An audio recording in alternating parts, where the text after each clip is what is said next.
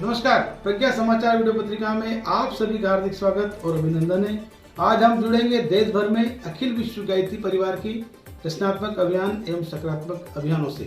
अखिल विश्व गायत्री परिवार का एक ही उद्देश्य है, मानव में दैवत्व का उदय कैसे है और धरती पर स्वर्ग का अवतरण कैसे हो। इस हेतु निरंतर अखिल विश्व गायत्री परिवार अपनी गतिविधियों को लेकर उत्साहित और कर्मशील होता नजर आ रहा है। समाचार में देखेंगे, मुख्यतः मध्य प्रदेश के मुख्यमंत्री शिवराज सिंह चौहान सपत्नीक शांति कुंज पहुंचे और वहां पर शांति कुंज स्वर्ण जयंती के उपलक्ष्य में अपनी भागीदारी की और कहा कि मैं गायत्री परिवार का सदस्य हूं और जो कुछ भी हूं विभूषी पंडित श्री राम शर्मा आचार्य की कृपा से हूं। मैं उनसे दीक्षित हूं और उनके बताए मार्ग पर ही जन सेवा समाज सेवा कर पा रहा हूं। ये मेरे लिए बड़ा सौभाग्य है कि युग ऋषि पंडित श्री राम शर्मा आचार्य जी ने स्वयं मुझे दीक्षा दी और सम्मान प्रदान किया और आज मैं जो कुछ भी हूँ उनकी कृपा से हूँ। देखते हैं क्या कुछ शिवराज सिंह चौहान ने अपने संबोधन में कहा।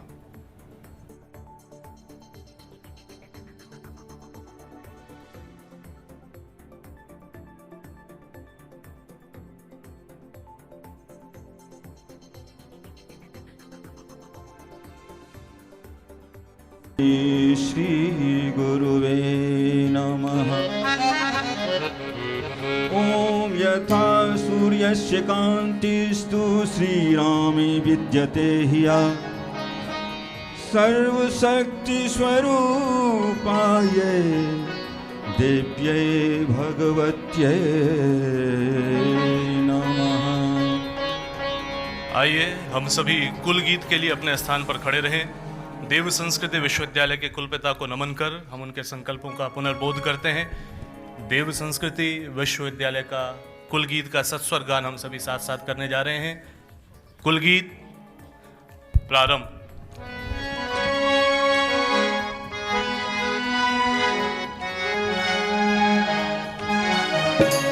मानवीय उत्थान का जो अनवरत आधार है, मानवीय उत्थान का जो अनवरत आधार है, देव संस्कृति विश्वविद्यालय सृजन का द्वार है।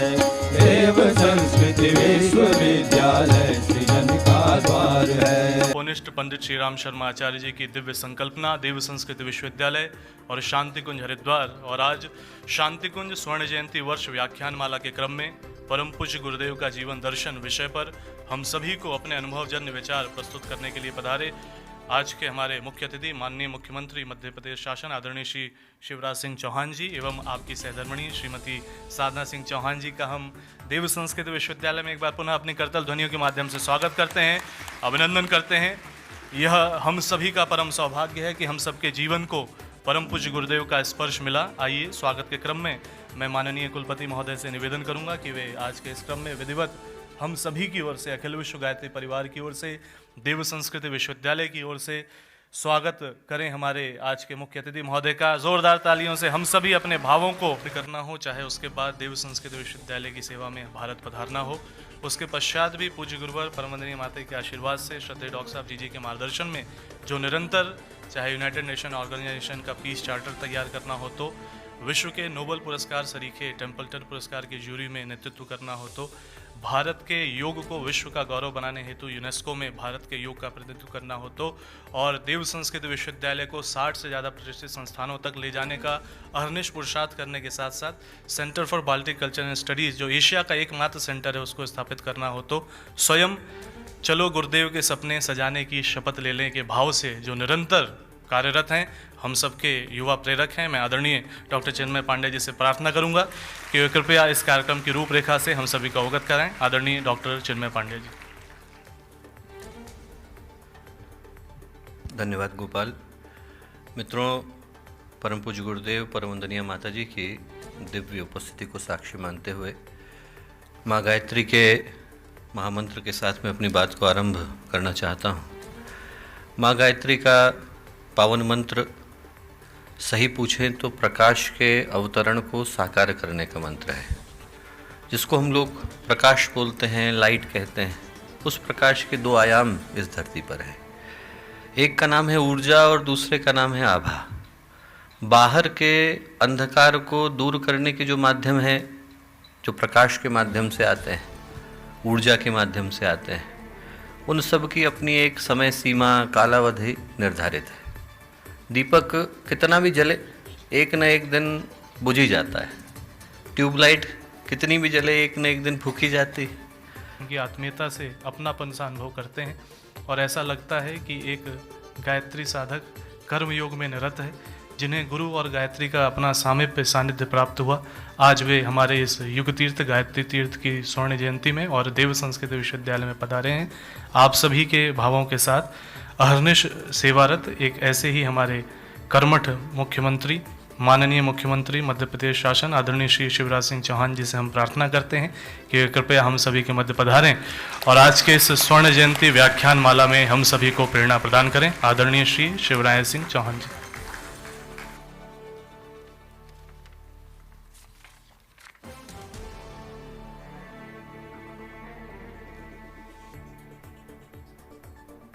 मेरा सौभाग्य है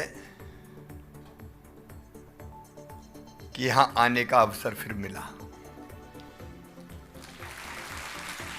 परम पूज्य गुरुदेव और वंदनीय माता जी के चरणों में प्रणाम करके मैं अपनी बात प्रारंभ करता हूं।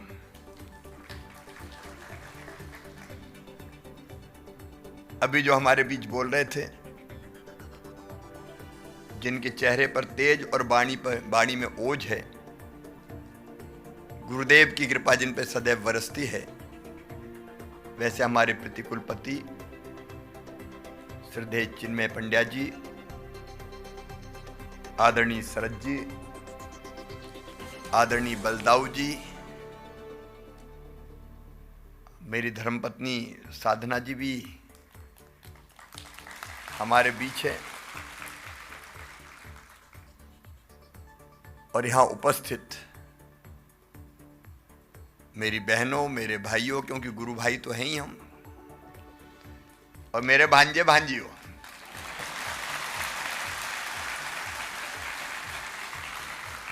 अब मध्य प्रदेश का मामा है, मामा हूं तो आपका भी मामा ही हूं। अच्छा, एक तो मामा होता है जो मां का भाई हो, लेकिन एक मामा वो होता है मामा जिसके मन में बेटियों के लिए दो मां का प्यार हो।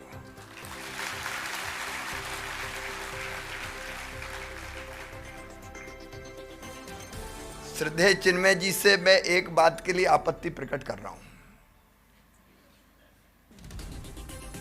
उनने मुझे कहा कि मैं मुख्य अतिथि हूं। ये बात सही नहीं है, क्योंकि अतिथि वो होता है जिसके आने की तिथि ज्ञात नहीं होती, बिना बताए कभी भी टपक जाए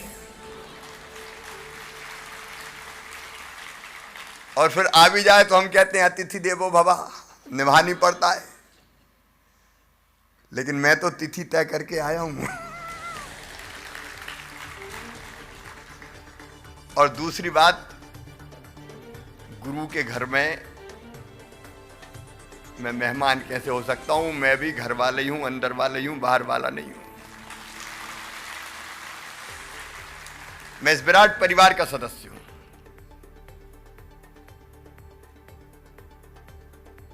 सचमुच में मन आनंद से, प्रसन्नता से, श्रद्धा से भरा हुआ है।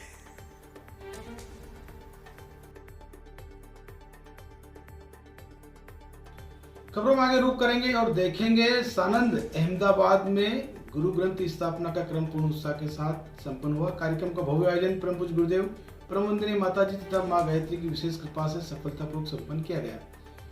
भगवाननाथ शिव मंदिर सानंद से शुरू गुरु ग्रंथ पूजन के साथ शुरू हुआ और हमारे सभी कर्मठ सक्रिय के युग निर्माणी कार्यकर्ताओं द्वारा पोथी को सर पर धारण कर पद यात्रा करते हुए अगले शिव मंदिर लगभग 4 किलोमीटर पर संपन्न किया गया। सभी पुस्तक का सामूहिक पूजन अर्चन और वंदन के साथ सभी कार्यकर्ताओं को अपने घरों में स्थापना हेतु स्थानांतरित किया गया। कार्यक्रम में कई संकल्प हुए, भाई और बहनों में उत्साह नजर आया और संकल्पित भी हुए।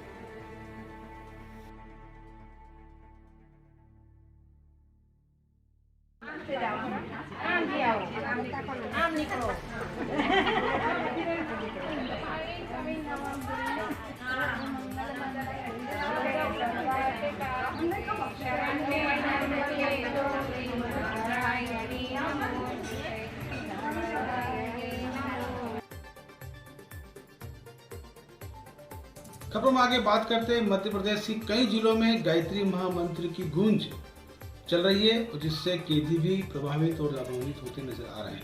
बात करते हैं कटनी। मध्य प्रदेश की समस्त जेलों में गायत्री परिवार द्वारा कैदियों को सद्बुद्धि सत्कर्म की प्रेरणा देने के लिए कार्यक्रम का आयोजन किया जा रहा है। इसी क्रम में जिला जेल झिंझरी में भी कार्यक्रम का आयोजन किया गया है, जिसमें भोपाल से पहुंचे प्रेमलाल कुशवाहा एवं गायत्री परिवार कटनी से व्यवस्थापक दिग्विजय सिंह सोलंकी, जिला समन्वयक प्रफुल्ल सोलंकी, खूब चंद गुप्ता, शैलेश सोलंकी की उपस्थिति में कैदियों को जीवन सरल, सार्थक एवं लोक कल्याणकारी बनाने के लिए गायत्री महामंत्र की उपासना का मूल मंत्र दिया गया है तथा उसके लाभ के बारे में भी महत्वपूर्ण जानकारी दी जा रही है।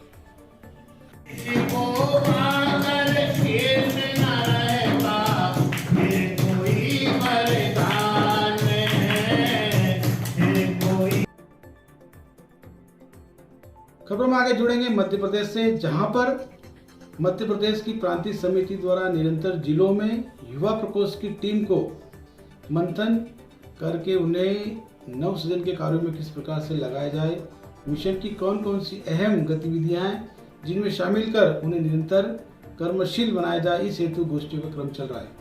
मंदसौर में 3 जिलों रतलाम, नीमच और मंदसौर की संयुक्त रूप से गोष्ठी संपन्न हुई, जिसमें संगठन विस्तार, प्रवासी युवा व आगामी कार्य योजना पर सामूहिक सहमति बनी। गोष्ठी में श्री विवेक चौधरी, श्री राजेश पटेल, श्री अमर सिंह धाकड़, जितेंद्र सिंह प्रज्ञे और ब्रजेश पटेल के साथ 3 जिलों के जिला और तहसील समन्वयक तथा संयोजन व मिशन के समर्पित कार्यकर्ता उपस्थित हुए और संकल्पित हुए मिशन की आगामी गतिविधियों के लिए। प्रज्ञा समाचार वीडियो पत्रिका से जुड़ने के लिए आपका धन्यवाद और निरंतर देखते रहें अखिल विश्व की गायत्री परिवार की अहम जानकारी और रचनात्मक सकारात्मक अभियानों के लिए प्रज्ञा समाचार। मिलते हैं अगले क्रम में जल्दी, जब तक के लिए नमस्कार।